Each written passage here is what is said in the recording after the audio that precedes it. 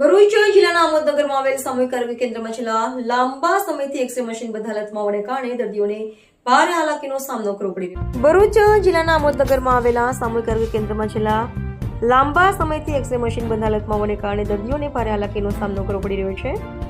ઉલ્લેખનીય છે કે સરકાર દ્વારા વર્ષ 2022માં આમોદ સામૂહિક આરોગ્ય કેન્દ્રને લાખો રૂપિયાના ખર્ચે નવું એક્સરે મશીન ફાળવવામાં આવ્યું હતું.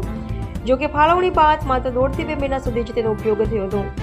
ત્યારબાદ મશીન બંધ હાલતમાં મુકાઈ ગયું હોવાનું સમાવ્યું છે. પરિણામે આમોદ તાલુકાના દર્દીઓને એક્સરે કરાવવા માટે જંબુસર અથવા ભરૂચ સુધી ધક્કા ખાવા પડી રહ્યા છે. આ બાબતે આરોગ્ય વિભાગના અધિકારીઓ સાથે વાત કરવાનો પ્રયાસ કરતા તેઓએ મીડિયા સમક્ષ જવાબ આપવાની મનાઈ કરી હતી. પરંતુ અંદરખાને તેમણે જણાવ્યું હતું કે એક્સરે મશીન ચલાવવા માટે ટેકનિકલ સ્ટાફની અછત તેમજ જે બિલ્ડિંગમાં મશીન ફિટ કરવામાં આવ્યું હતું તે જર્જરિત હાલતમાં હોવાને કારણે મશીન બંધ રાખવામાં આવ્યું છે. તેમજ છેલ્લા લાંબા સમયથી ગાયનેક ડોક્ટરની જગ્યા ખાલી હોવાને કારણે સગર્ભા મહિલાઓને પણ ભારે મુશ્કેલીઓનો સામનો કરવો પડી રહ્યો છે. સ્થાનિકોએ સરકાર અને આરોગ્ય વિભાગ પાસે માંગ કરી છે કે વહેલી તકે ખાલી પડેલી ડોક્ટરોની જગ્યાઓ ભરવામાં આવે તેમજ એક્સરે મશીનને ફરીથી શરૂ કરી પ્રજાને તાત્કાલિક આરોગ્ય સુવિધા ઉપલબ્ધ કરવામાં આવે. છપ્પન શાહ, આમોદ.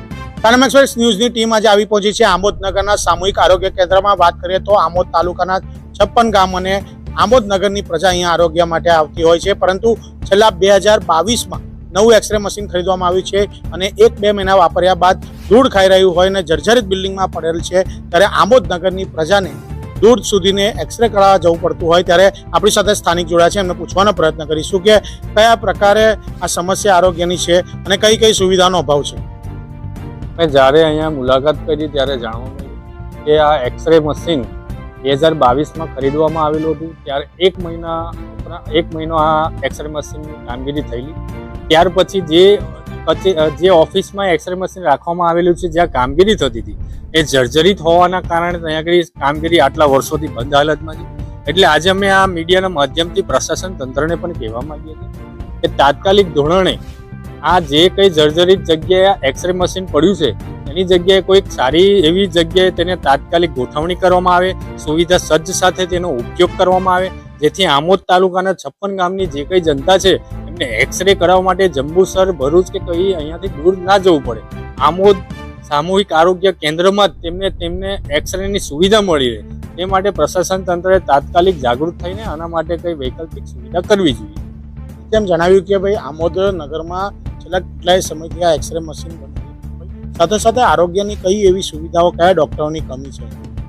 આજે કહેવાય આમોદ તાલુકાને 56 ગામ હોય, અનેક પ્રસૂતિ માટે મહિલાઓ પણ અહીં આગળ આવતા હોય છે.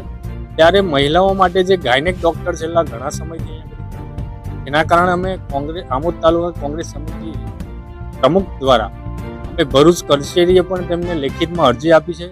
આપના માધ્યમથી કહીએ છીએ ત્યાં કચેરીને પણ જે તે લાગતા વળગતા પ્રશાસન તંત્રને પણ કે વહેલી તકે ગાયનેક ડોક્ટરની પણ સુવિધા અહીંયા આગળ કરવામાં આવે, જેથી અહીંના આમોદ તાલુકાના મહિલાઓ પણ તેનો લાભ લઈ શકે.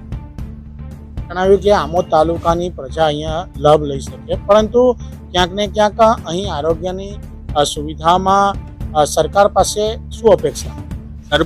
સરકાર પાસે અમારી એ જ અપેક્ષા છે કે સરકારે જે રીતે એક્સરે મશીન અહીંયા આગળ ફાળવ્યું છે 3 વર્ષથી, એ જ પ્રકારે પ્રશાસન તંત્ર વહેલી તકે એક અલગથી અહીંયા આગળ એક રૂમ બનાવીને તેનો ઉપયોગ કરવામાં આવે ને ગાયનેક ડોક્ટરની પણ અહીંયા આગળ સુવિધા કરવામાં આવે. એમ જણાવ્યું કે આમોદ નગર અને તાલુકાની આરોગ્યની સુવિધાને લગતો એક પ્રશ્ન છે, જેના કારણે દૂર દૂર સુધીને લોકોને દર્દીને એક્સરે કરવા જવું પડતું હોય એટલે હાલાકીનો સામનો કરવો પડી રહ્યો છે. એટલે ચોક્કસપણે એવું કહી શકાય કે ક્યાંક ને ક્યાંક આ જે સમગ્ર વહેલી તકે સરકાર દ્વારા એની સામે નિર્ણય લઈ અને સુવિધા ઊભી કરવામાં આવે તેવી માંગ ઉઠવા જવાની છે.